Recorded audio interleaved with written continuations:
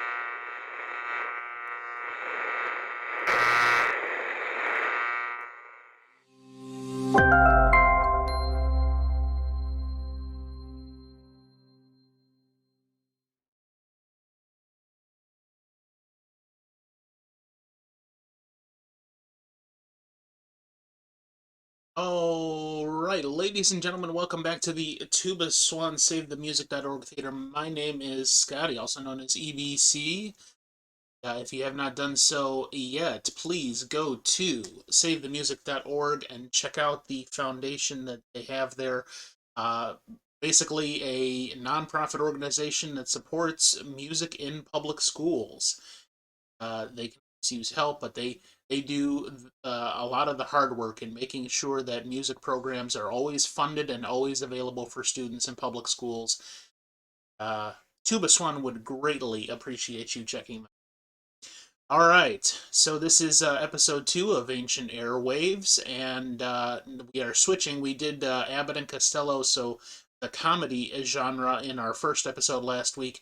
This week we are switching to mystery. We are going to do actually a little known show that wasn't really being presented to the public as an actual radio program. In fact, Mystery House was put together by Dan and Barbara Glenn, who were the owners of a publishing firm in New York City called the Mystery House Publishing Firm. And what they were doing were creating shows where the staff of the publishing company were the actors in this show. And they basically take a storyline that was being considered for publishing and turn it into a half an hour drama. And basically, the people in the publishing house were all of the actors and the Foley artists and everything else. And the reason they did this was they were trying to gauge from public reaction how stories would go over before they published them. So, quite an interesting concept, and a lot of the production quality of Mystery House was not necessarily up to the production quality of primetime radio shows, but they still did a really decent job, including what was to be like a premiere run episode, a series premiere, starring Bella Lugosi. And I'm actually going to save that episode because, one, it never aired.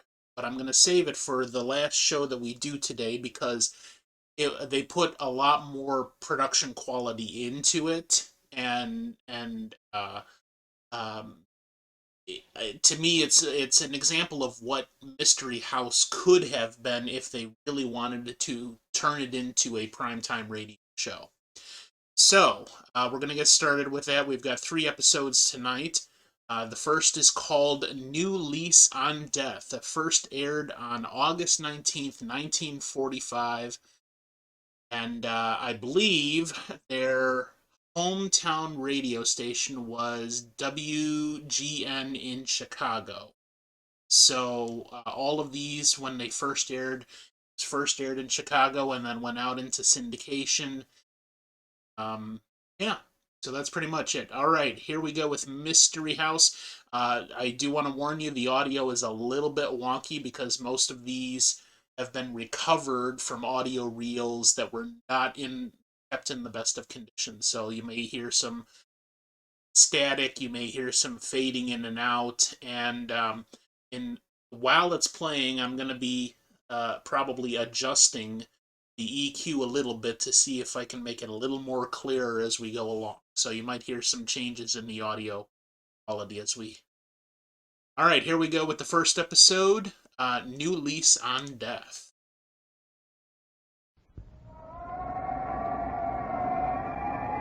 Mystery House.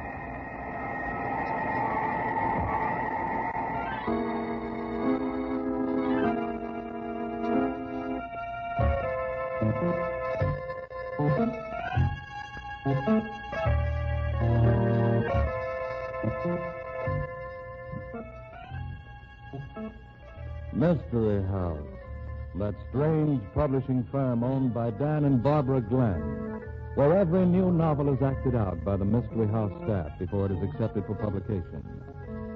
Mystery House.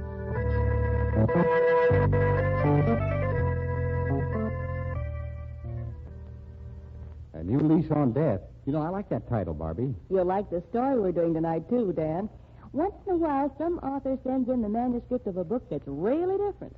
And this is one. Oh, fine. You know, that's one trouble with stories. So many writers turn out yarns that are just like all the rest of the stories they've ever written. Well, that's one thing you can't say about me, Mr. Glenn. Oh? Well, I didn't know you wrote stories, Guy. Well, I don't write stories. What I write is the absolute truth. And here's some material you'll think is different, too.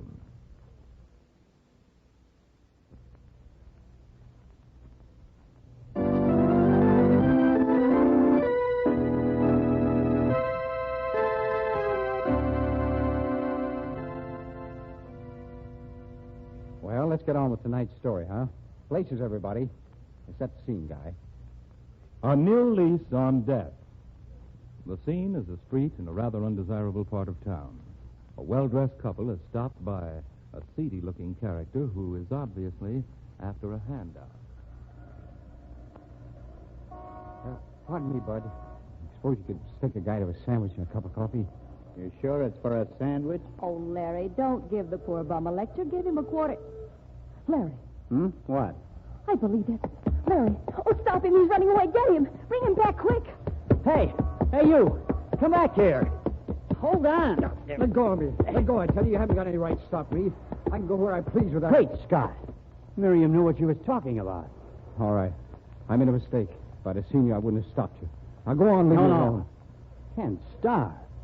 I wouldn't have known you if... Well, there's no reason why you should know me, is there, Larry? Everybody was pretty happy to forget me, I guess. Ken Starr, what in the world happened to you? Well, you look like a ghost. Yeah? Well, maybe I am. You wouldn't look so good yourself, Miriam. You've been through what I've taken. Oh, you poor thing. Oh, I'm not asking for sympathy, Miriam. I can just see you at the country club. Girls, you'd never guess who I saw panhandling on the street last night. Ken Starr. And he looked like a bum. You've no right to talk that way. After all, you didn't give anybody a chance to help you, Ken. You mean I didn't get on my knees and beg my friends for help? Ken, it's not too late yet. You can't throw your whole life away. I've already thrown my life away, Miriam. Once you die, you never get a chance to come back to life. You're being a little melodramatic, aren't you, Ken? No, I'm quite serious, Larry. I died during my murder trial when they brought out the story of Elsa Gaynor and me. But you weren't convicted. They set you free. I was dead as far as Elsa Gaynor was concerned. Reasons were good enough. I was dead in business. People don't trust their financial affairs to a man who's been tried for murder. But I wish we'd seen you before, Ken. It's so tragic to think of you and how successful you were. And how singularly unsuccessful I am now? It isn't so tragic, Miriam. Actually, I don't feel so badly about it. I don't feel at all. Not until somebody opens the wound again. Ken, I've a little proposition to make you. No. Thanks, Miriam, but I'm not considering charity. This isn't charity. I've a proposition to bring you back to life. Really, Miriam? You run along, Mary. I want to talk to Ken privately. But, well, of course, you have a perfect right to do whatever you like, Miriam, but do you think that... Oh, I'm quite harmless, Larry. I didn't mean that. I'm sorry. You know, your pride gets a little sharp when you've nothing to be proud of. Please, Larry, tell the rest of the crowd I couldn't make it, and don't tell them where I am. Don't say anything about who we saw.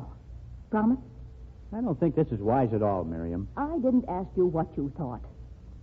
Well, promise? All right. Good night, Ken.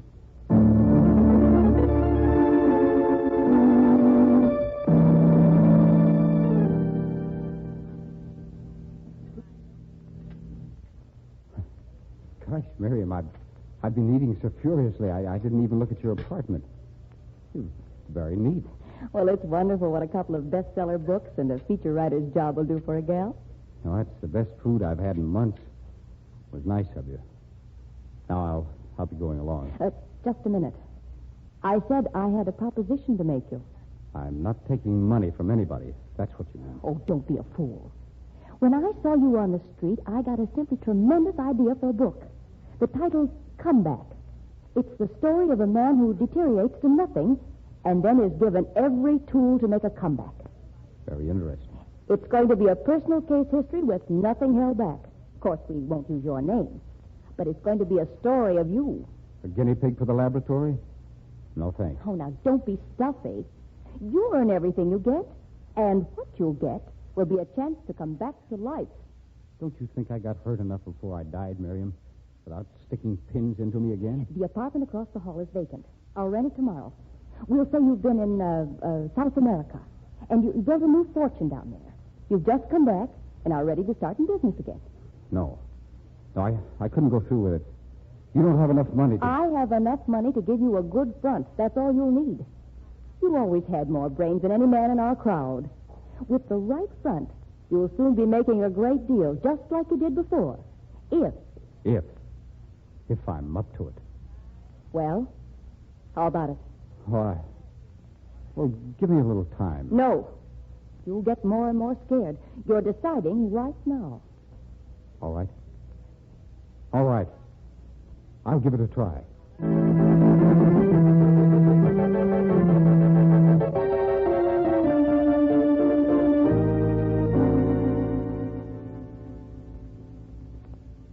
Miriam, you've got to stop this foolishness.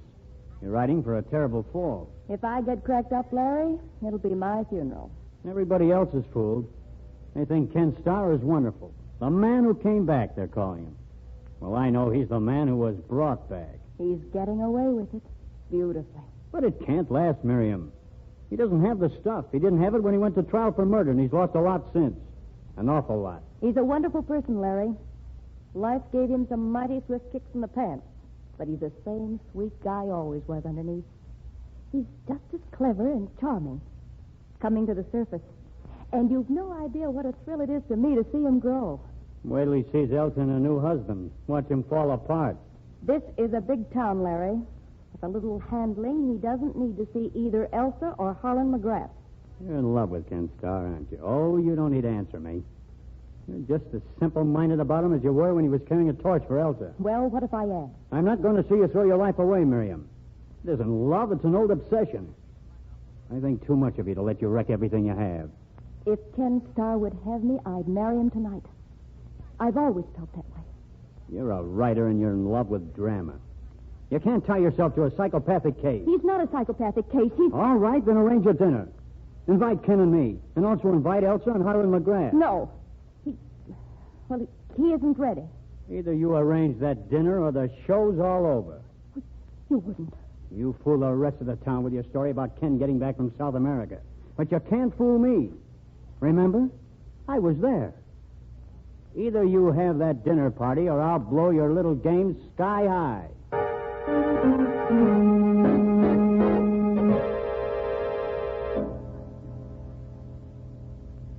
Harlan had to stop off and talk to a business acquaintance for a few minutes before he could leave Ken.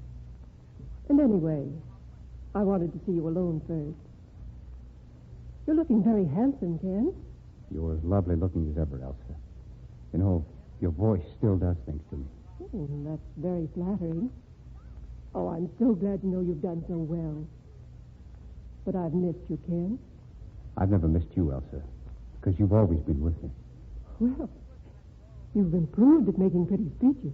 This Harlan McGrath, this new husband of yours, did I ever know him? No, he was after your time. Oh, he's a grand person. You'll like him a lot. No, Elsa, I'm afraid I'm not that big.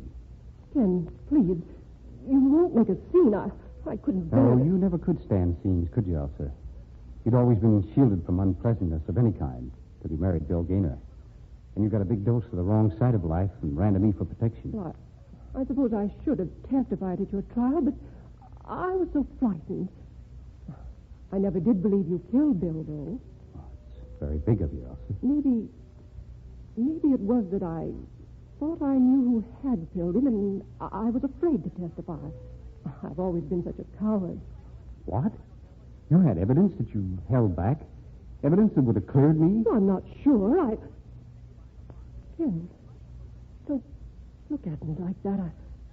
You frighten me. Well, oh, hello, Miriam. Larry. You two have had long enough for yourselves. We decided to join the party. From the look in your eye, Ken, I'd say Elsa still has that old black magic for you. Larry. We weren't talking about black magic, Larry. As a matter of fact, I was trying to get the dope on her husband. Oh, you like him. Everybody likes Harlan.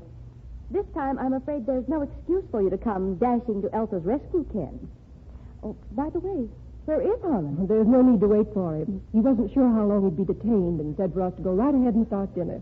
But shouldn't we wait? Nonsense. He won't mind a bit. And after all, you're supposed to be on time for dinner appointments. Well, if you're sure it's all right. Perfectly. Well, then we might as well go into the dining room right now. I've never been here for dinner before, Miriam. Which way? Right down the hall, Elsa. I'll lead the way. Here.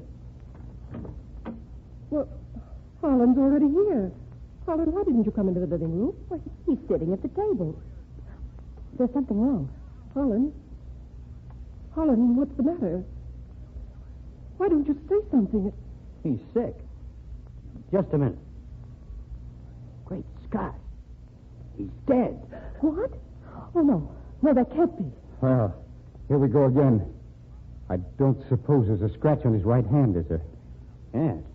Yes, there is. It'll be filled with the deadly South American poison. Some detective will find some of it in my apartment. Somewhere. Excuse me. This is where I came in. Ken, stop it.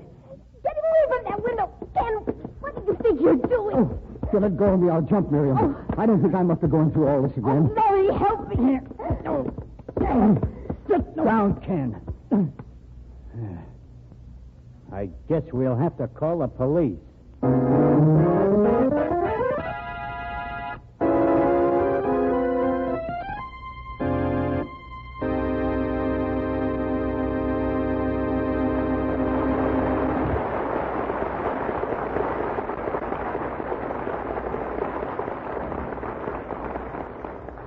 Well, did Ken Starr kill Elsa McGrath's husband? What was the motive for his death? How was it accomplished? We'll find out in the second act of New Lease on Death. Meanwhile, here's a brief message from our sponsor.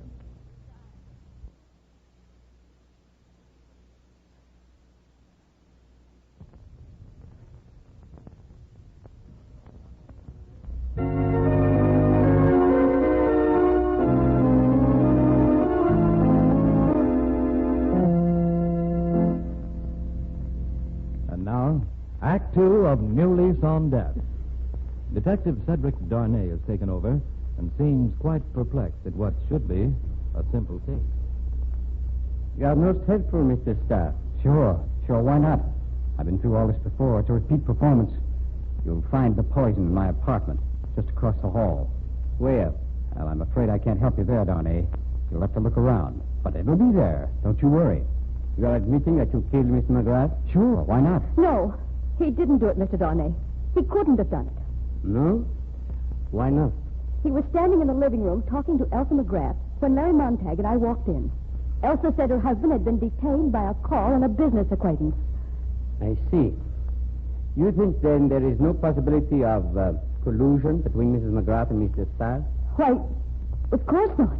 You concur in that opinion, Mr. Montag?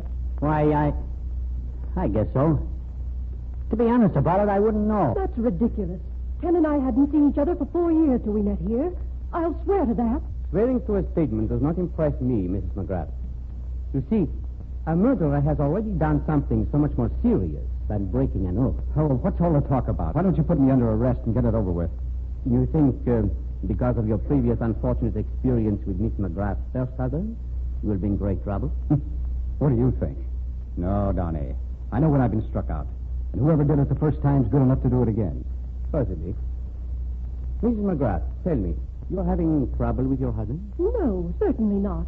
If you will pardon me, you do not seem to be greatly bereaved. Harlan and I understood each other perfectly.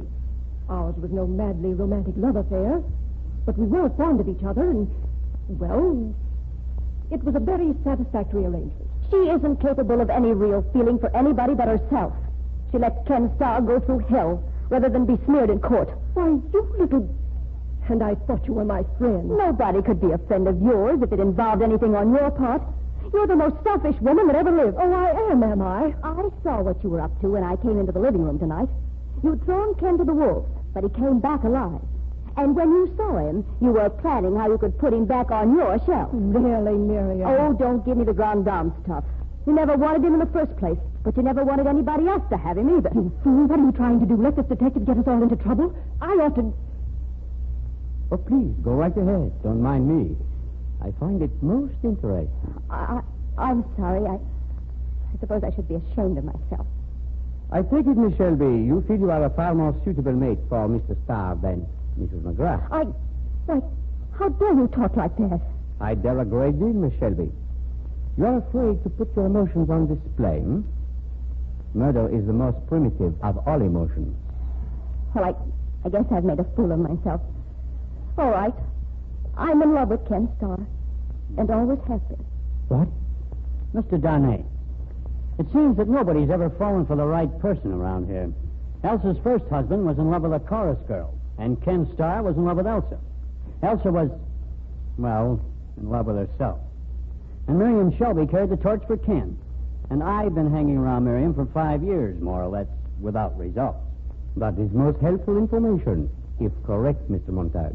Oh, it's correct, all right. It opens most interesting avenues of conjecture. Yeah? Like what? For example, your unrequited love for Miss Shelby. See here.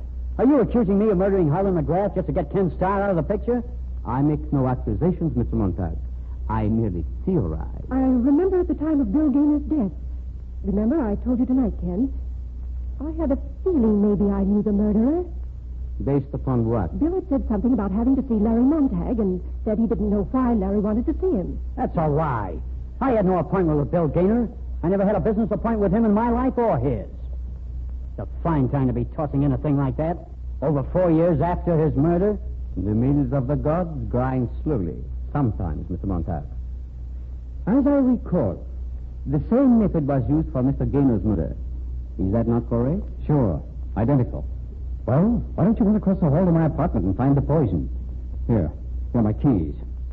You are very bitter, Mr. Starr. Bitter? Why wouldn't I be bitter? Look, Mr. Darnay, I've been thinking. The dining room opens off the hall. You can come into it without going through the rest of the apartment. Yes? Larry could have made a business appointment with Harlan McGrath, met him, and scratched his hand with that poison.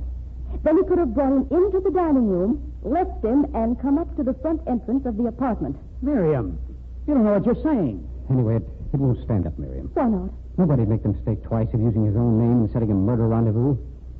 Elsa, was the appointment made at Harlan's office? Yes, why? Of $5 will get you 50. But the records will show his appointment was with me. You see, I've been through all this before. I know just what to expect.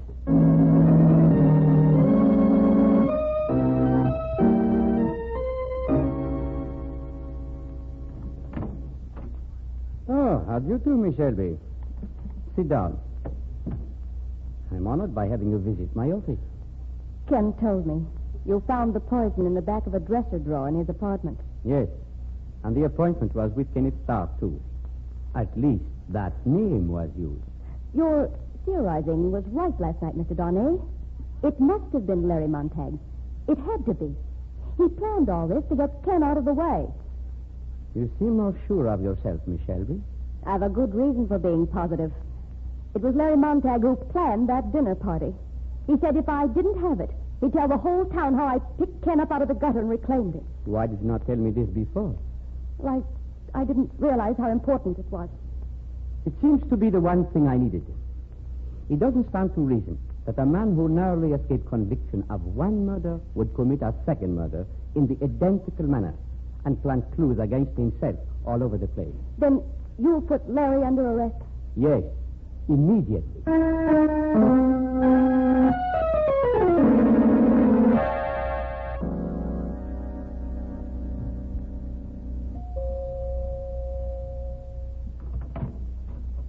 Why, hello, Ken. Won't you come in? Elsa, you've heard about Larry Montag? They've arrested him, haven't they? Poor fellow. Well, things are different this time, Elsa. What do you mean? Well, this time I'm not mixed up in it. We can get married now, can't we? You rather startle me, Ken. Well, there's nothing new about the idea, Elsa. But you've been away for more than 4 years. I hardly know you anymore. But some ways I haven't changed, Elsa. I'm still just as madly in love with you as I ever was.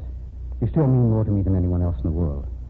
Ken, I'm all mixed up on some things.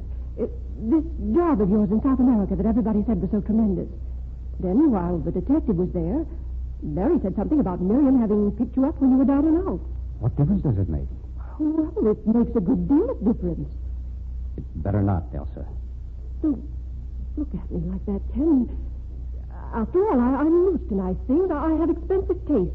I need a husband who has a good deal of money. Well, I'll get money all right. Oh, you'll get it. But you don't have it. Is that the point? Look, Elsa, we're wasting time. We've wasted years. Let's go get married right now. I'm not at all sure that I want to marry you. Oh, I guess Miriam and Larry were right about you. The only person you're in love with is yourself. See here, Ken Starr, you can't talk to me like that. I'll thank you to get right out of this house. Oh, you will, huh? And hurry up about it. You've got a lot of nerve ordering me out of your house after all the hell you've sent me through. I had nothing to do with your being arrested. You poor fool. You almost sent me to the electric chair. That telephone call to Bill Gaynor from Larry Montag was the important part of the whole setup. And you never came forward and told about it. What do you mean? I arranged things so it would look like somebody had planted evidence against me, tried to frame me. Then I called for the appointment and said I was Larry Montag. You said you were Larry Montag? Of course. That was to be where his perfect crime broke down, you see. All the evidence pointing toward me. But then that telephone call was to trip him up. And you didn't have the decency to step forward with the call. I couldn't ask about it because I wasn't supposed to know. Then you really did kill Bill Gaynor. You're a murderer. Yes. Yes, I killed him for you. You wanted it done, didn't you? You said you wanted to marry me, that you couldn't stand living under the same roof with him. You made a bargain, I Elsa. thought I actually wanted you to commit murder. You did want me to do it. You said you'd marry me in a minute if anything ever happened to Bill. Well, something happened to him, all right. And you welched on your deal. You killed him. We had a contract. We're going to keep that contract if I have to kill every man who ever looks at you. You killed Holland, too. Yeah, it was almost too simple. I didn't cover up a thing. I deliberately set all the evidence against me. I used my right name when I called Harlan McGrath for an appointment. Said I wanted to talk to him about the death of your first husband. I didn't even bother about hiding the poison. I didn't even deny killing him. And nobody believed me. You won't get away with it. You'll go to jail. You'll be sentenced to death. You think you can scare me with death, Elsa? You think you can scare me with death? A man who's already been through it? No. I've nothing to lose, Elsa. I can risk anything to get back the life you can give me. You're insane. I wouldn't marry you if you were the last man on earth. You'll marry me or you don't ever marry anybody, Elsa. Put down that gun. You couldn't shoot me. You're too... Huh? I would not try to shoot if I were you, Mr. Starr. We're just having a little argument. I heard the argument, the whole thing. You were a most clever killer, Mr. Starr. Allow me to congratulate you on the extreme subtlety of your methods. So subtle that they seemed almost impossible. Thanks, Donnie. You overlooked only one thing. Oh? What's that? The obvious motive. Twice this lady's husbands were murdered, and each time you were in love with her. But you arrested Larry Montag. I fooled you enough for that. No. I arrested him because you had not spoken to the charming lady about marriage. You were afraid, and I arrested Montag to give you security. You're pretty clever yourself, Donnie. Thank you. I consider that a compliment from an expert. And now, if you will come with me to the police station... Just a second. If you'll pardon me, there's one thing I have to do first. No! Get...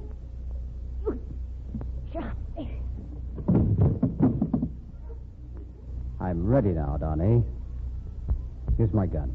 You realize that this brutal murder of Mrs. McGrath will inevitably mean the electric chair for you? But I'm not afraid. Nothing to lose. Remember, this is where I came in.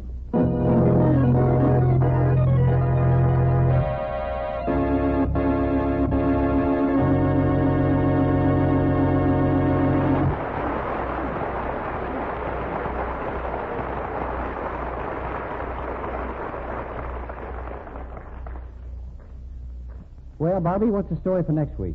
It's a story about a newspaper reporter who gets fired from his job and plots a horrible murder as a result of it. Story about being fired, huh? It's a fast-moving story of revenge and how a hate-inspired mind works. There's all the excitement and glamour of the newsroom, plus a murder puzzle that'll keep you on your toes right up to the final word. Well, that sounds like one of your 4-star specials. What's the title? It's called Death at Deadline.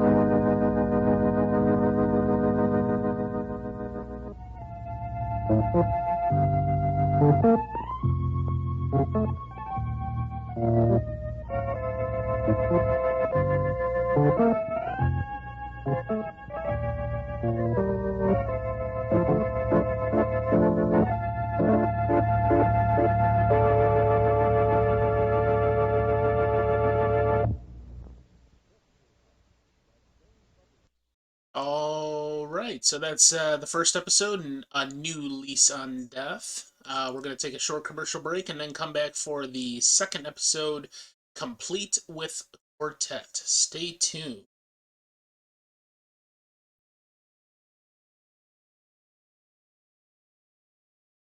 Okay, sorry about that. That's actually the second time that I disconnected from Twitch, and I think it's because my internet is something. So I apologize, folks. You're still with me. I'm going to start this episode over again, and that is complete with quartet. That aired September 16th, 1945. I'm going to start it again.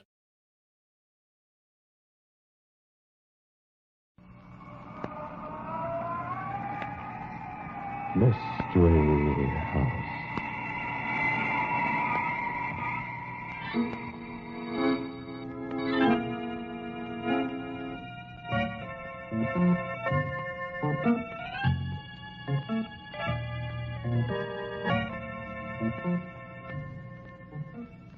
Mystery House, that strange publishing firm owned by Dan and Barbara Glenn, where each new novel is acted out by the Mystery House staff before it is accepted for publication. Mystery House.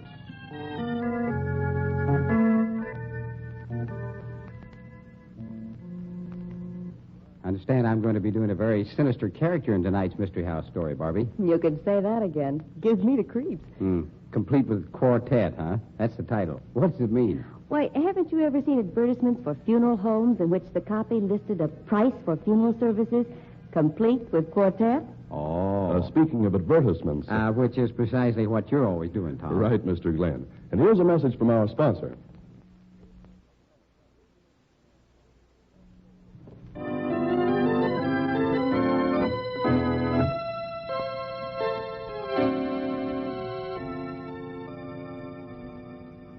Okay, places, everybody. Set the scene, Tom. Complete with quartet. The scene opens in the reception room of the Renfron Funeral Home. Mr. Renfron, a polished, suave gentleman, has just come in and is greeting the nightman, Harry Canby, who doesn't look too wide awake. Well, did I wake you up, perhaps, Harry? No, boss. I've been awake all the time. You know, some night I will stay on the night shift just to see whether it's possible for you to look any more wide awake in the small hours of blackness than you do in the morning. Any business, Harry? Joe Graben brought in one of his boys. Got hit with an automobile. Hit with an automobile? Yeah. No doubt. Any bullet wounds we must take care of on the corpse? No, this guy was really hit by a car. Straight goods, he says. Straight goods. That would be a refreshing novelty. I suppose Joe wanted the special funeral? The works, he says, even including the quartet. An excellent customer, Mr. Graben. I wish we had a few more like him, buying in quantity. The body is in the receiving room? Sure. You told me never to monkey with any of Graben's stiffs. Yes, I know. They sometimes require the delicate craftsmanship of a master. Well, let's take a look at this one. It's all right for me to go back with you? Betty ain't here to take over the switchboard yet. She is a little too late too often. Oh, well, I doubt that Joe Graben's working this early in the morning. There will be no calls. Come along. In the receiving room, you said? Yes? Yeah.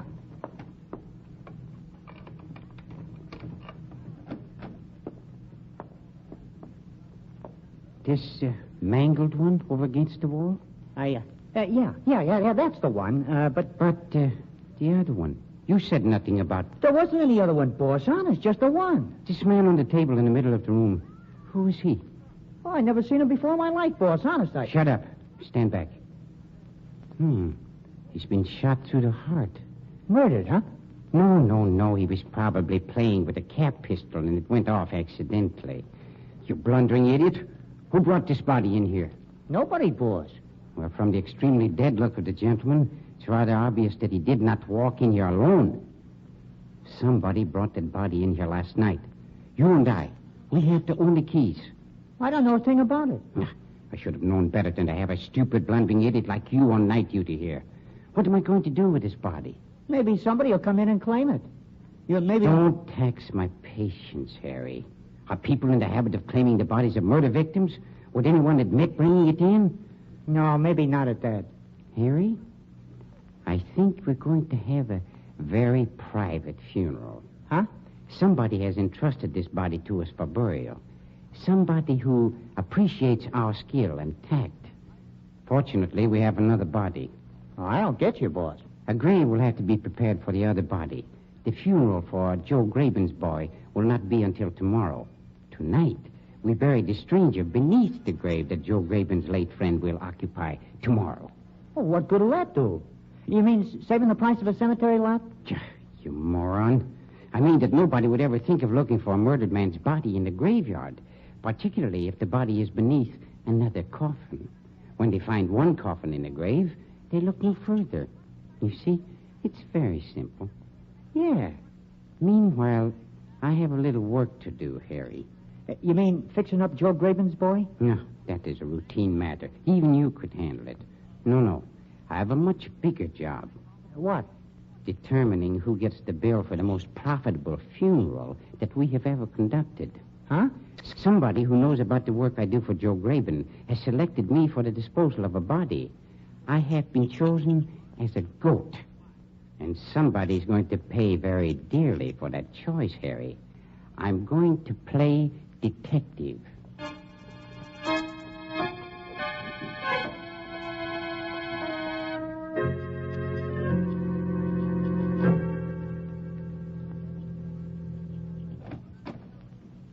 I told the boy at the desk to tell you I wouldn't see you. I don't know you.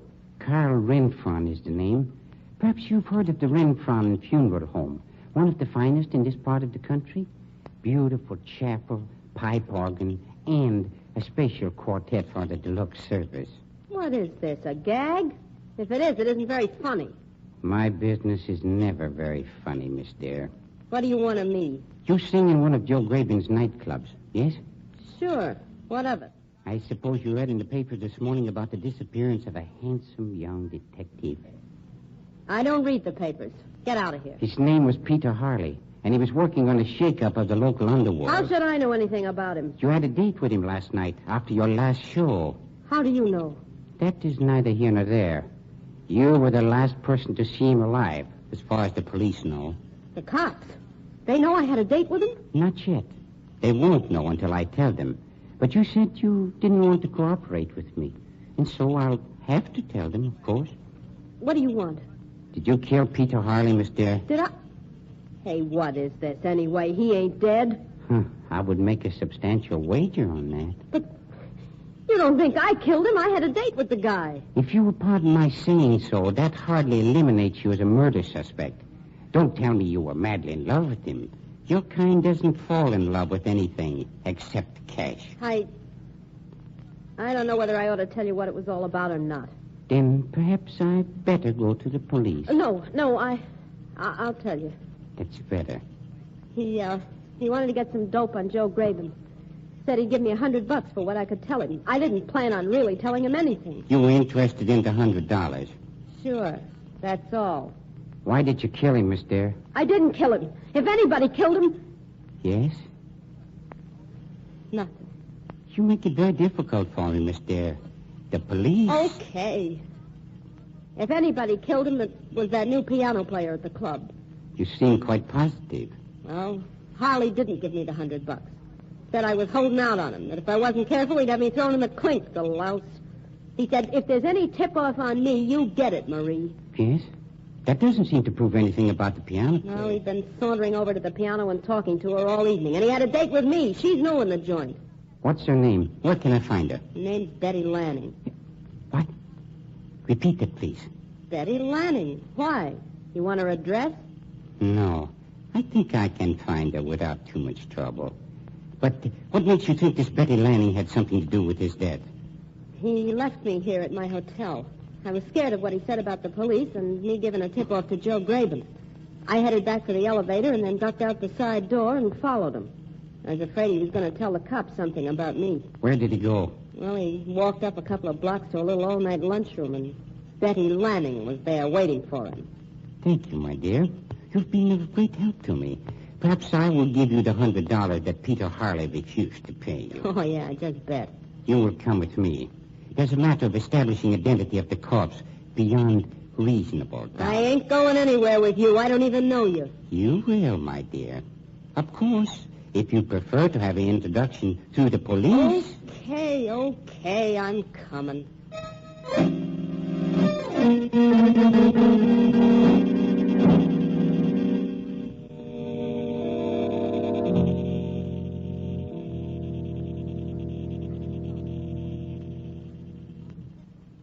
Say, you got a real fancy place here. Yes, the classic beauty of Grecian architecture soothes the nerves of the bereaved. Right this way, my dear. Mr. Graben's been calling you about the body he... Oh? Surprised to see a fellow employee from the nightclub, Betty? Hey, wait a minute. You're the new piano player in the club. How come you're over... You must be mistaken.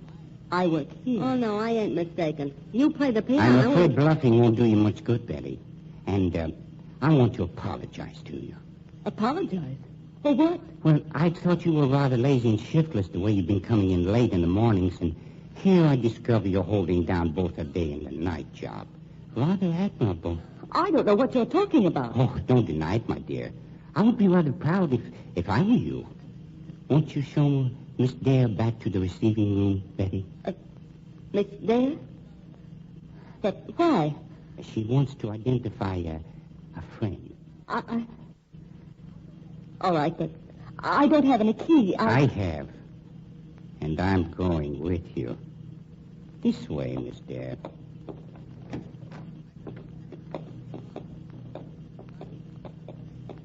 I'm surprised you didn't tell me about your other job, Betty. Just a minute.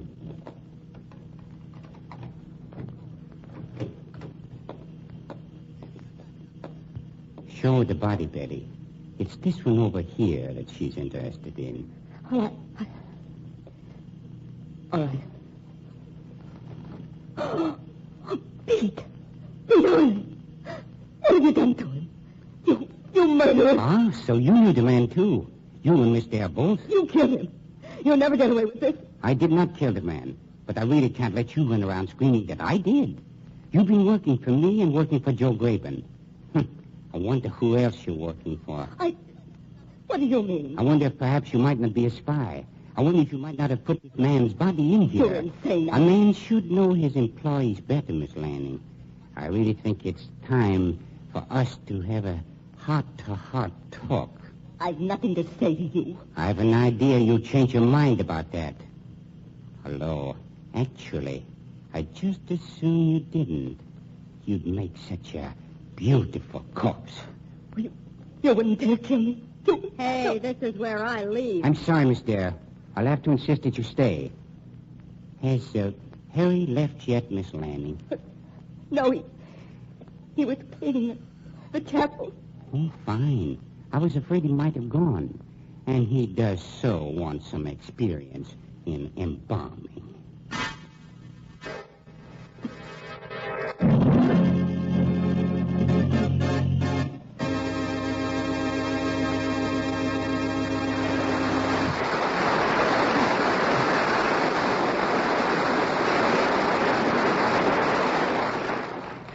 Is Carl Renfron actually going to kill Betty Lanning?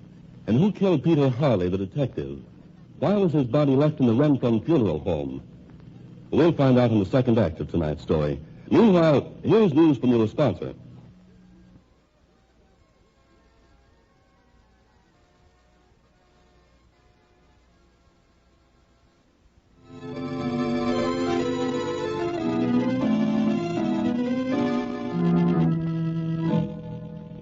And now, Act 2 of Complete with Quartet. The scene is the receiving room of the Renfron funeral home, and Harry Canby, Renfron's assistant, is arranging the embalming equipment. You haven't got the nerve. You wouldn't dare. If it was me, I wouldn't bet on that, sister. If I was you, I'd start talking. The start of the embalming process is very important, Harry. If you'll give me the needle, please. You can't embalm a live person. Oh? A common misconception, Betty. On the contrary... Get away from me. Don't you dare touch me. Perhaps you're ready to talk now. What do you want? You're working with the police, I suppose. Working with this Peter Harley. Are you kidding? When I joke, you always see a smile on my lips. And my sense of humor is weak. I seldom joke. I was working for Lou Dana. Lou Dana? Why, he's Joe Graben's worst enemy. Sure. Some of Lou Dana's spies, his undercover boys, began having accidents. And the accidents always turned up here. So Lou hired me to get a job here and tell him what was going on. Mr. Dana must be a smart man. He's smarter than you, Renfron. And smarter than Graben. I was giving him the dope every time a body came into this place from Graben. Yes, but this job of yours as a piano player... Graben never saw me here. His bodies always came in the back way. I was doing so well here, Lou got the idea of having me work at Graben's place, too.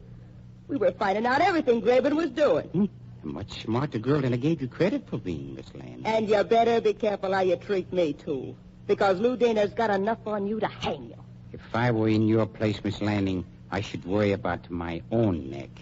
The police are going to be quite angry about Peter Harley. I didn't kill him. I was giving him all the dope on Graben's mob. The dope about Graven and you. I suppose so. You know, Miss Lanning, I find such disloyalty rather distressing. Miss Dare, what would you do if you were I, under such circumstances? You leave me out of this. I ain't playing. I should hate to think that Joe Graven would double-cross me in view of all that I've done for him. I bet Graven bumped off this Harley guy, boss. Well, of course he did. Probably had someone following Peter Harley and me. And when Graven finds out how Betty spilled everything she knew, he has this Harley fella erased. Perhaps you could contribute something to the conversation about now, Miss Dare. I don't think Joe would do a thing like that. Oh, come now, Miss Dare. You told me you followed Harley and saw him meet Miss Lanning. You were angry because he hadn't given you the $100 he had promised. Now, it isn't logical that you would let such a opportunity for revenge pass. So it was you who tipped off Graven, huh? Why, you dirty little... I ain't a stool pigeon or a double-crossing rat like you. Sure, I called Joe. Why wouldn't I? Oh, please, ladies, please. This is hardly the place for such talk. We're in the presence of the dead. You know, Harry, this rather hurts me. Huh?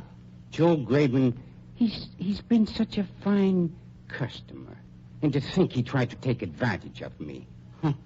I think we'll have to call him over here and sever business relations.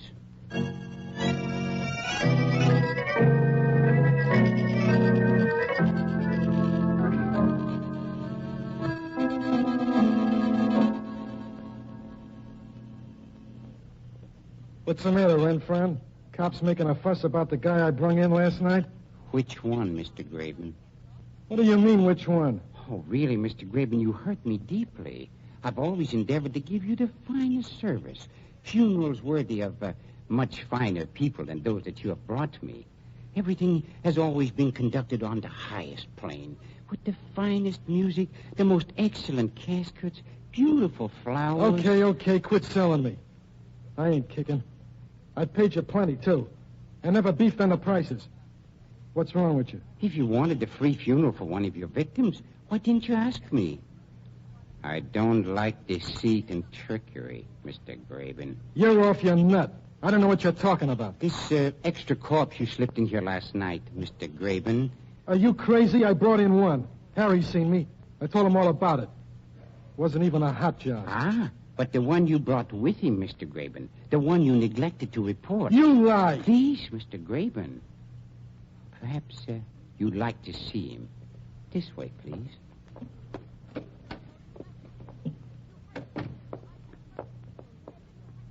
I don't know nothing about it. One stiff I brung in. One. And if you think you're going to shake me down to pay for somebody else's corpse, you got another thing coming. One moment, please.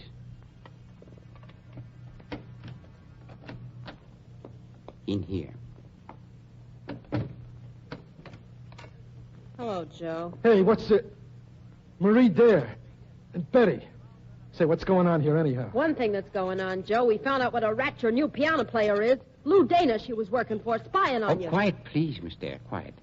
Teacher will know what a good girl you've been without you being so immodest. I'll tell him all about it. This is one of your nightclub's late patrons, Mr. Graven. Him? Yeah, I seen him around. Been murdered, ain't he? I bet you don't know how or where either, do you? Me? How should I know? Your little pal, Marie Dare, told us how she called you and told you this detective was meeting me. She's put you right on the spot. Huh? I wasn't putting you on any spot, Joe. She was giving this detective all the dope on you. She was a spy. Taking pay from you and giving Lou Dane all the dope on everything that was going on around your place. And you told him you phoned me and told me about it? Why'd you say a thing like that, Marie? Because I did. Well, it must have been a couple of other people. You never talked to me. Oh, your protests of innocence are touching, Mr. Graven, but unnecessary. Nobody's going to hand me a rap for killing a dick. That is not the point. It is as far as I'm concerned. Our friend Betty, who seems to have been working for both of us, isn't going to give you the benefit of any doubt if this should come into court. Peter Harley was on your trail trying to get something on you. Yeah? Well, I didn't know about it. Betty, a member of a rival gang, was telling him anything that she could that would get you into trouble with the police. Marie Dare tipped you off as to what was going on. She never did. She says she did. She has no apparent motive for lying. Peter Harley's been murdered. Do you think you would want the case to go to court, Mr. Graven? I suppose it's gotta. No, not necessarily. Not if you arrange for the right kind of a funeral. You mean you can cover this thing up? Such things have been arranged in the past, but this is going to be an expensive lesson for you, Mr. Graven. Yeah? What do you mean? Somebody has tried to victimize me into putting out a free funeral.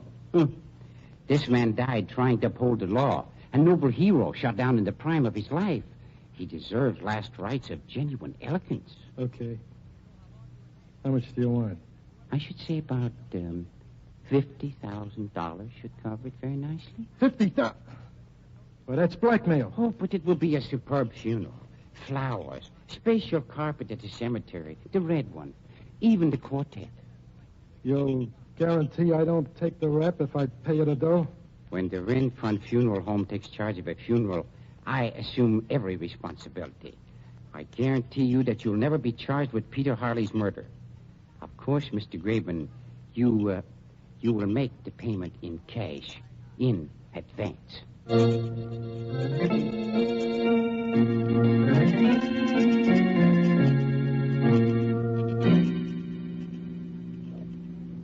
Okay, you got your dough.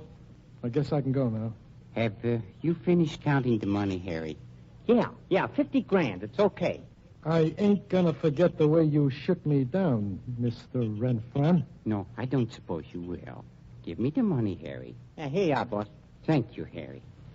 Oh, by the way, I'm afraid I'll have to dispense with your services. Huh? I mean, you're fired.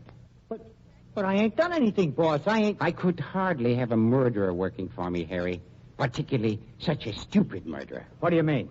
Listen, I ain't murdered anybody. Hey, what gives? What's this all about anyway? Peter Harley came here last night and asked to see the body that was in the receiving room. He showed his police credentials, I imagine, and demanded to see it. No, he wasn't here. You took him back to the receiving room. You were panic-stricken because you thought you would be in trouble, that you would be implicated in the work we've been doing for Joe Graven.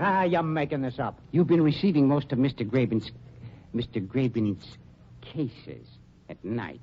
You thought you'd be in it up to your neck. So, you shot the detective. You killed him yourself. Hardly. Peter Harley and I were working together. You and Harley? Why, you dirty rat. When you brought your first case to me, Mr. Graven, I was scared to death. So I went to the police. And you got the nerve to admit it? They told me to play along with you, to tip them off. They've been building up a chain of evidence that will send you to the electric chair. Thanks to me. And you've been collecting from Joe Graben all the time? Naturally, my dear. Even the gangster dead must have burial. I didn't kill Harley, I tell you. You did it yourself. You have a key, too. Yes? Try telling that to the police, Harry. I'm afraid you'll irritate them. You see, Harry, they tipped me off a long time ago that you were one of Graben's boys. That you came to work for me because Graben had decided I was to be his undertaker. Then I'll confess that Graben told me to shoot Harley. Yeah. Why, you louse. Try to ring me in on your mistake, will you? You told me to do it. I'll stick to that. Unless you get me out of here. I can do that, all right. This gun'll do the trick. Joe, you ain't gonna shoot us. I ought to shoot Renfron, taking my dough and then tipping off the cops, shaking me down for 50 grand. Come on, we gotta get out of here, Joe. You sap. Okay, come on. I got a key, Joe. We'll leave Renfron and the dames locked in here. Let them try to explain Peter Harley's body. Yeah. Oh, fine spot you got us in now. When the cop comes... My dear, I don't believe you realize how lucky you are that Joe Graben didn't shoot you. Really, I don't. If I weren't a law-abiding citizen, I would be tempted to do it myself. You played unfair with me, too, you know. Hey, what's that? The police. I had the place literally honeycombed with them. Oh, my, I hope the bullets didn't hit any of my precious objects dropped. Looks like most of them hit Harry and Joe Graben. Yes, the wages of sin. But I suppose I really owe them free funerals. Yeah, complete with quartet.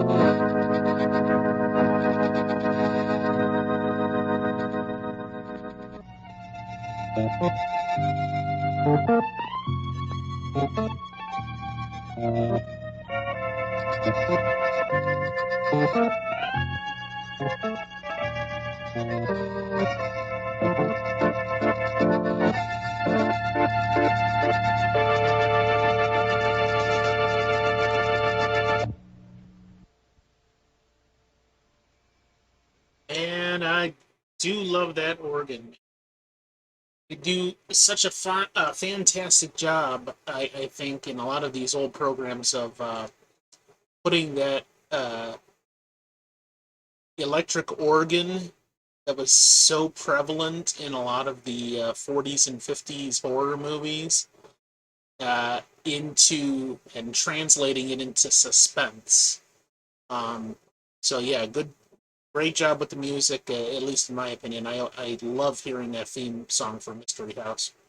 All right, we're going to take a short commercial break and then come back for the last episode this evening. And the last episode is going to be actually the first episode that was ever put together for this show, and that is The Thirsty Death, starring Bela Lugosi. So stay tuned, and we'll be right back for that.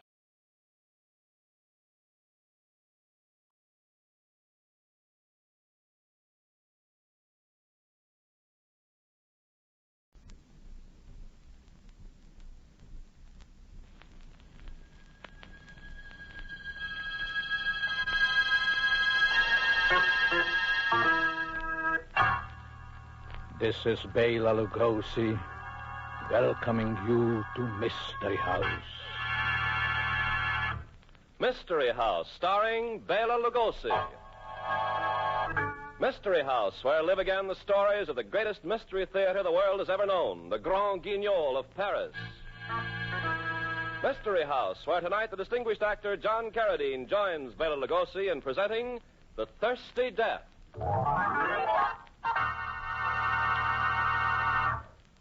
Good evening, folks. This is Ken Carpenter. If I sound a little nervous, it's not really my fault. I'm usually a pretty steady guy, calm as anyone, but, well, this is asking too much.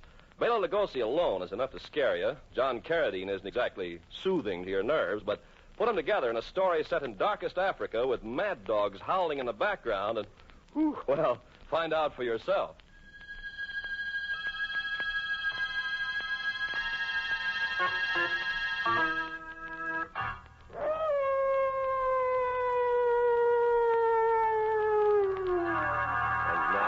The curtain rises on The Thirsty Death, starring Bela Lugosi and his guest at Mystery House, John Carradine.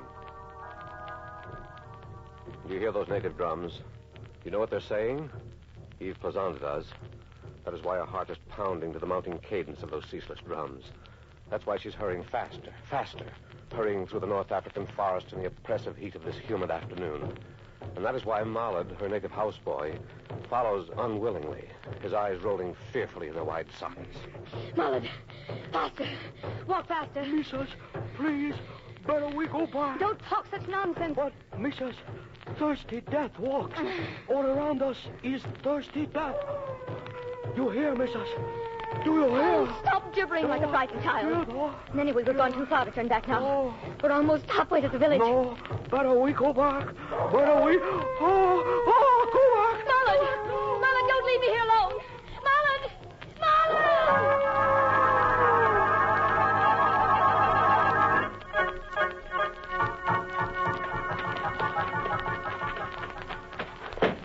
Let me in. Open the door.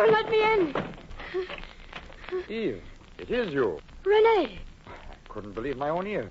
Come in, come in. Oh, I had no idea this was your house, Renee. I knew you lived somewhere near here, but What happened? I was on my way to the village when Mollard, my houseboy, became frightened and ran away. There was a mad dog somewhere near. Well, so I have something to thank the epidemic for, after all. Who would have thought back in Paris that we should meet again like this? Oh, Renee, please. Yes, forgive me. I was so taken away at seeing you. Sit down. Let me pour you some water. Oh, thank you. Here, drink. Not so fast, Eve. You make yourself ill. More, please. Well, a little more will be all right, I suppose. I never knew before what thirst could mean. And imagine those poor devils out there, hundreds of them who have hydrophobia. Eve, whatever induced you to set foot outside your door? Oh, it was foolhardy of me, I know. My husband had to leave for the coast to be gone at least a week. And the prospect of being shut in all alone, except for my terrified houseboy. Yes, the natives are in a dreadful panic. My own houseboy, Gildas, ran off and deserted me yesterday. But you say you were on your way to the village. Well, perhaps you know the Chabours.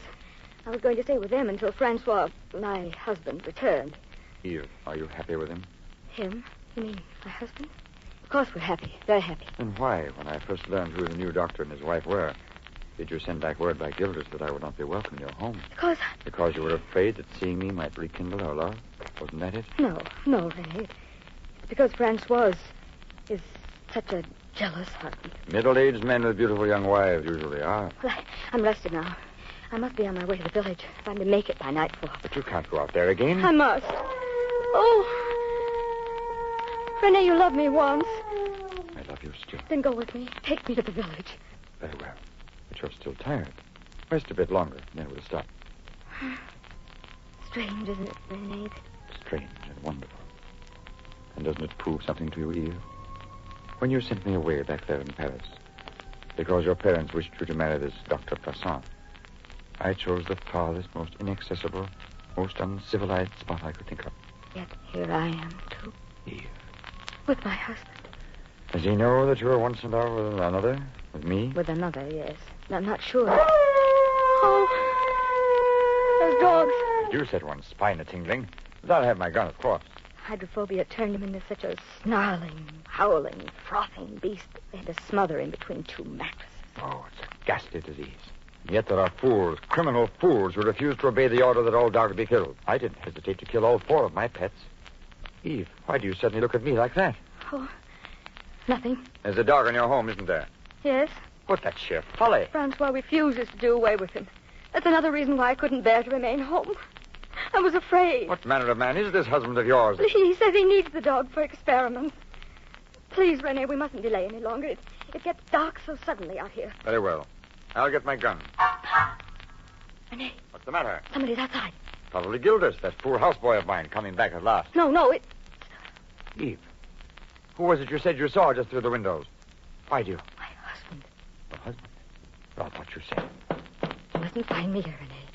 He's so insanely jealous, he'll think he mustn't find me here. Wait, go upstairs. There's a bedroom. All right. Who's there? Oh, good evening. Good evening, monsieur. I'm Dr. Plaisant. Oh, new doctor. Well, won't you come in? Thank you. I am René Bramont. Yes, I've heard of you. I think that back in Paris we had a mutual friend. You must be mistaken, my dear doctor. I am from Marseille. So, you are an obliging host. To your health, Dr. Plassant. And yours, Monsieur Bramont. Splendid liqueur. I must say, a comfortable place you have here. Thank you, Doctor. This, I presume, is your living room. It's a very small place. Just the kind of place that would appeal to my wife. We're thinking of building next year, and if you don't mind, I like to take a look at the bedroom. No. That is, I'd rather you didn't. Oh. The bedroom is occupied, perhaps? Of course not. I'm here all alone. Then? Well, Doctor, I might as well confess. Yes? Gildas, my houseboy, deserted me yesterday. Well, the bedroom is in a frightful mess. I must ask you to wait until some other time to see it. As you wish. And now, Doctor, at the risk of seeming a rude host, I must remind you that it will soon be dark. You You think I should be on my way? After all, Dr. Poisson, you of all people should be aware of the menace that lurks in the forest. There's still mad dogs loose, and after dark... Oh, yes. Those mad dogs. And me completely out of serum. Out of serum? Good heavens. Can't you get some more? The whole district has run out. I intended leaving for the coast today to get a supply, but... Yes? But something very significant came to my attention. So I sent someone else. Doctor, it's such a long trip.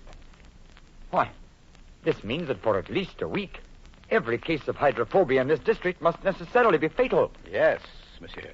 And what ghastly cases we had. Death so horrible that even I, who have seen so much of death, was utterly revolted. And yet you are so rash as to keep a dog in your own house. What's that, monsieur? What's that? You know I have a dog? Then she told you. She? I don't know who you mean. Who told you? Gildas, my houseboy, Gildas. You know how these natives chatter. He heard it from your houseboy. A most unusual servant, that Gildas. First he leaves your bedroom a frightful mess so that I can't see it. And now he tells you about a dog. Dr. Poisson, you must do away with the dog. It's too dangerous. Why, just think if your wife... Your solicitude for my wife's safety touches me deeply, Monsieur Grimaud. Too bad she couldn't be along with me on this visit. Yes, it is. But perhaps we shall all three be together quite soon. Goodbye, monsieur. Goodbye, Doctor. Yeah. Eve, you can come down now. Oh, Renee. Oh, I was so frightened. I can hardly stand. You're pale as a ghost. Here, sit down. I thought he'd never go. When he asked to see the bedroom. Eve, he knew you were here. You think so? His very manner in asking to see the bedroom. And his reaction when I forgot myself and spoke of the dog. Yes, yes. I tried to tell myself otherwise, but I know it's true. Didn't he even speak of a mutual friend in Paris? He meant me. Of course. He knows we were once sweethearts. And now, the way things happen... Don't, Eve, don't. I can't bear to see you like this. What if he does know? You've done no wrong. God knows you've been a faithful wife. But I told you how jealous Francois is. He'll never believe the truth, never. What kind of a devil is he? That you should cower and cringe before him. Oh, you don't know what he's capable of. Then why don't you divorce him? You don't love him. You never have. He'd never consent to a divorce. He's told me so. Then leave him anyway. Eve, darling, come away with me. Come away to the other end of the earth. I'll make you happy. I swear I will. Everything we once hoped and dreamed together. Oh, Renee, don't, please. You're only making me feel worse. As long as I'm his wife, I couldn't. Yes. I suppose I knew that. Look, night is closed in already. We've got... Eve, what's the matter? If I hadn't caught you then, you'd have fallen. Oh, it's just nerves. I'll be all right. We've got to start for the village at once, Renee. But you're in no condition to ever make it, Eve. Do you realize how far it is? Yes, but Those mad dogs prowling in the blackness of the forest? But I can't stay here. Why not? You can have the bedroom upstairs. I'll sleep down here on the couch. Do you think he'd ever believe that? Listen, I have an idea. Why didn't I think of it before? Some friends of mine, an elderly couple, have a place down by the river. I'll take you there at dawn. They'll say you were here. You were there all the time. You really think they will? Positive. And Eve, we were probably wrong about your husband knowing you were here. We just imagined things. Everything's going to turn out all right.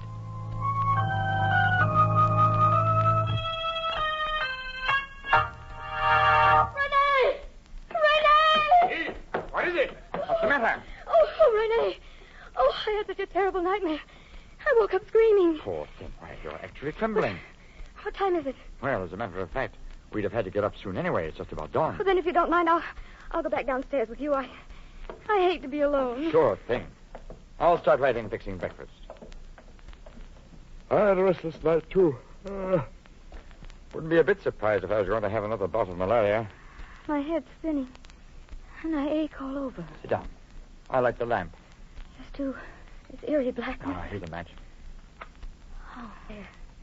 The light from the lamp makes me feel better already. I can almost laugh at my horrible dream now. Was it about the dogs? Yes, about the little dog Nero that my husband refused to kill.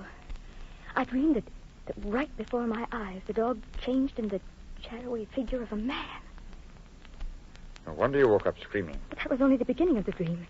It seemed to me that I woke up there in the bedroom upstairs, and the shadowy figure was leaning over me. I was so paralyzed with fright I couldn't move. And then what happened? And then I heard this thing go out of my room and close the door. Then it seemed to me that I lay there in eternity, trying to scream but unable to utter sound. Finally, I found my voice. Eve. Rene, you do look ill. I hadn't noticed before how... Eve, I had a strange dream, too. I also dreamed that a shadowy figure was moving about in here. No. Then I dreamed the figure went out and barred the doors and windows from the outside. Rene, look. The windows are barred. Yes. Quick. The door, test it. Well, we must still be dreaming. It can't be. It's true. The door is locked and barred from the outside. Whoever you are there, open the door. We've got to get out of here. We've got to get out of here.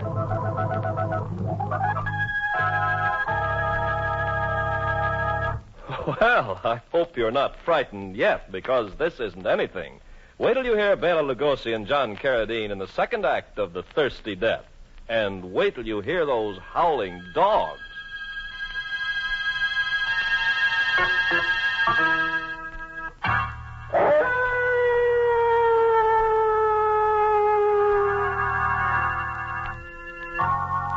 We left Yves Plazant and Rene Bremont beating senselessly on the barred door. The barred door which keeps them prisoners there in Monsieur Bremont's lodge, remote in the North African forest. As we return to them now in the ghostly dawn, they are still hammering their fists on the door in a fit of panic, still shouting hopelessly for help. Stop, Eve, stop! Stop it, Eve! We're behaving like panicky children. We've got to be calm. We've got to think this thing through like rational human beings. Calm, Rene.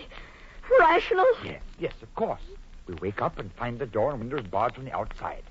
Now, was that any reason to give way to terror? Shadowy figure, Rene. He must have had a purpose. A ghastly purpose. Nonsense. He only existed in your imagination. And I dare say you're trying to plant it into mine.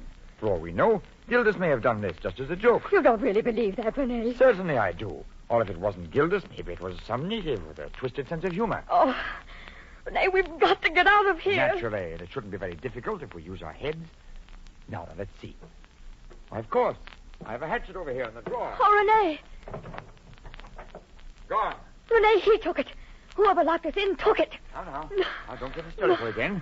I can always fire my revolver, and maybe it might help that way. Oh, then hurry. See, the cartridges are over here in the other drawer. No. Cartridges. They're gone, too. Yes, they're gone, too. Rene, the door. Somebody's there. It's opening. Dr. Plazant. Good morning, Monsieur Bremont. And Eve, my dear wife. Aren't you happy to see your devoted husband again? You locked us in, didn't you? Yes, it was you. Stand where you are, monsieur. I shall feel impelled to use my gun. Dr. Plazant, what sort of comedy do you think you're playing? A romantic one, but only as a supporting player. I am sure you'll be the first to admit that. Oh, no, Francois. It isn't true what you're thinking. We can explain everything if you'll only give us a chance. Yes, I'm sure it would be a most ingenious alibi. You blind, stupid, jealous fool. I demand that you let us out of here at once. Let you out? Oh, no. I couldn't do that. It would be criminal. Criminal? Decidedly. You are dangerous. What riddles are you speaking now? Not riddles. Facts. Oh, he's gone mad. Completely mad. No, my dear wife. I'm not mad, but unfortunately, it will soon be impossible to say the same about one of you. What? Which one? Me? Perhaps. And then again, perhaps it is she. Who knows? What are you talking about? Tell us what you have to say and be done with it. Very well, Monsieur Bremont. Remember telling me that I ought to have killed my little dog. What about it? I have been forced to follow your advice, monsieur. You see, the dog had become rabid. Oh. But what has that to do with us? Patience. What will interest you particularly is that last night, after I killed the poor dog, I filled my hypodermic needle with its saliva. Was it saliva? Yes, it's saliva, brimming with hydrophobia. And then I came back here. Came back all the way through the forest. I came back with my hypodermic needle. And it was really you. You that I saw leaning over my bed. And then you injected the needle into me. You monster! You infected us both. No, not both. Just one of you. Don't you remember my saying? Oh, which one? Which one did you infect? Was it me? Or me, in the name of heaven, man? Very soon you'll find out. But very soon, the one who is infected will begin to feel symptoms. You're quite unmistakable, I assure you. First, just a general feeling of sickness, steadily growing worse. And I'm the one. I woke up feeling ill. And what about me? I thought it was malaria. Next will come that awful crucifying thirst. And then the final stage, the transformation into a snarling, frothing, howling beast that will bite and tear and stand back, Ramon, or I shoot. Dr. Pezan, by all that is holy, I swear that we are innocent. Oh, yes, Francois, yes. Have you no mercy? I have only advice. There in the drawer, where you failed to find the hatchet, I left a knife. A knife? Oh, it's not sharp enough or strong enough to tear open the door or window bars. However, when the mad person attacks the healthy one, the knife will prove useful. Goodbye.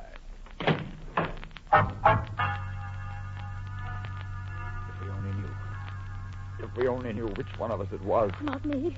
He wouldn't have done it to me. He wants me. He wouldn't destroy me. It's you, Renee. He did it to you. You're just saying that, Eve. You know in your heart it isn't true. Suspicion has turned his love for you into inhuman hatred. You're the one he'd want to destroy, not me. It's you he's infected. You.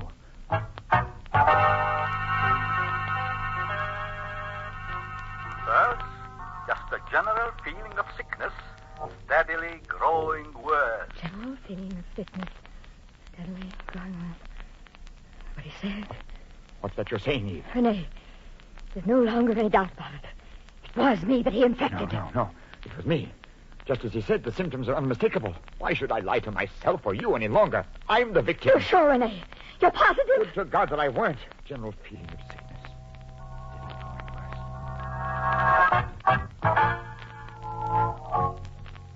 Next will come that awful crucifying thirst. That awful crucifying thirst. Renee! Where's the water? Empty. No! That devil! He must have poured out all the water. Poured out all the water. And I'm so thirsty. So horribly, terribly thirsty. You are? Eve, you are? Then you must be the one. Water. Water, get me water. I've got to have water. Then, the final stage. The transformation into a snarling, frothing, howling beast that will... Why do you stand there looking at me, Renee? Water. I've got to have water. There's nothing I can do, Eve. Nothing. You've got to do something. There in the drawer where you failed to find the hatchet, I left a knife. When the mad person attacks the healthy one, the knife will prove useful. Renee! What are you doing in that drawer? Why, Put down that knife, Renee. Put it away. Put it away, do you hear? Eve, stay away from me. I warn you. He's going to kill Don't me. come a step closer. Kill If me you with do, the I'll knife. have to use this knife. must get We're the locked in knife. here together, Eve, and there's nothing I can do but use this knife. Help! Help! Oh!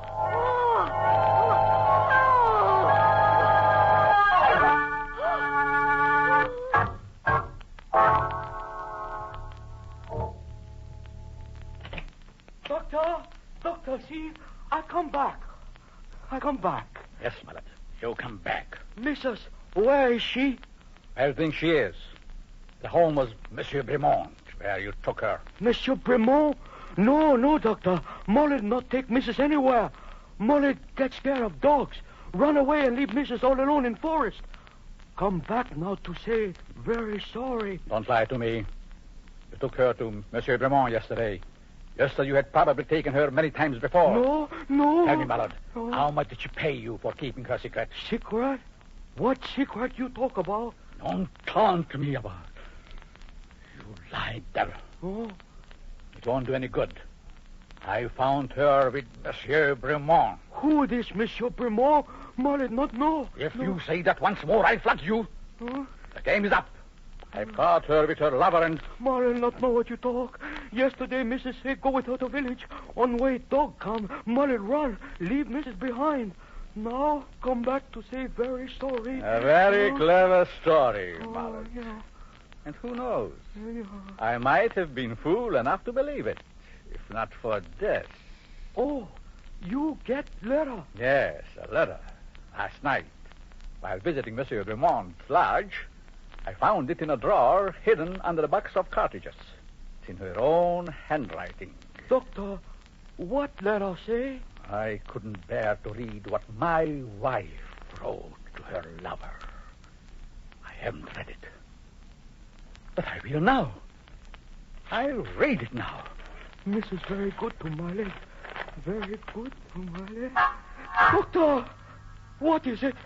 Why you... Rene, everything that once was between us is forgotten and must forever remain that way. Please, I beg you, never come to see me.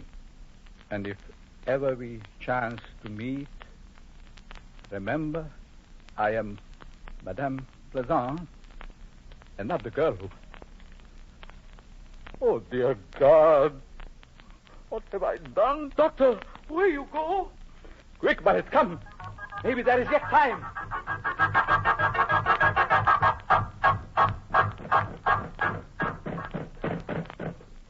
Let me out, for God's sake. Let me out of here. Yes, yes. Quick, Barrett. Help me get the door open. Miss us. Dead. How did you expect to find her? So, you killed her? Yes. I killed her. I was only your instrument. You gave her that monstrous disease. Eve. Eve. Look at her now. Your wife. Your beautiful young wife. You and your hypodermic needle. You made her into a frothing, howling, biting... Listen to me. It's true that the blood is on my soul. But she was not a victim of hydrophobia. All that about that hypodermic needle. I made it up. Neither you nor my wife was touched.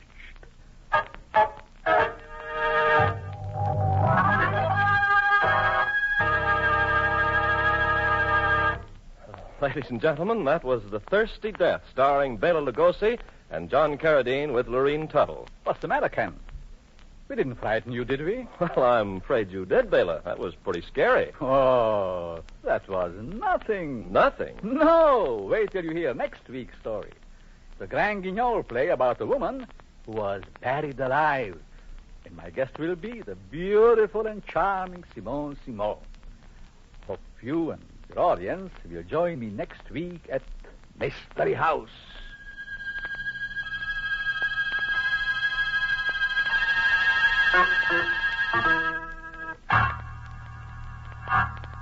Bela Lugosi is currently being starred in a series of Mystery House pictures at Universal Studios. You'll find Mystery House novels on sale at your local bookstore. John Carradine will soon be seen in the title role of Bluebeard. This is Ken Carpenter.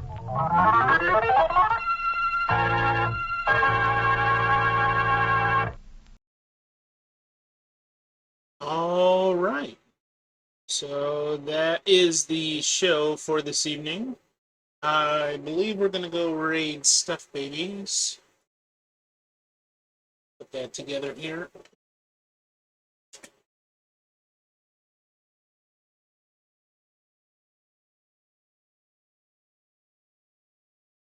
All right, there we go. Thank you, everybody, for joining. Briefly, let me go over upcoming attractions here. Tomorrow night, Song of the South, the only Disney movie that was never put out on video, In the Conflux, starting at 7 p.m. Eastern. That's Not Real Trek on Thursday. We're looking at a Discovery Season 2 episode and the original Star Trek pilot, The Cage, that never actually aired but was later turned into a two-part episode. If you've never seen that, stop on by. And then Nostalgia Memories podcast returns for Season 2 on Sunday at 3 p.m. I will be, and Cage and I will be interviewing his wife, Short and Sweet, and she will be presenting Dark Chambers for the Atari 2600. And then later that evening at 7 p.m., I will be doing a Constitution Day special. So check it all out. Thank you for joining. See you all later. Don't do anything I wouldn't do because, well, yeah, I'm not going to do that shit. And Doom isn't going to do that shit. And Celebu isn't going to do that shit. And Sween isn't going to do that shit. And Slight isn't going to do that shit. Nobody's doing that shit. Thank you. Bye.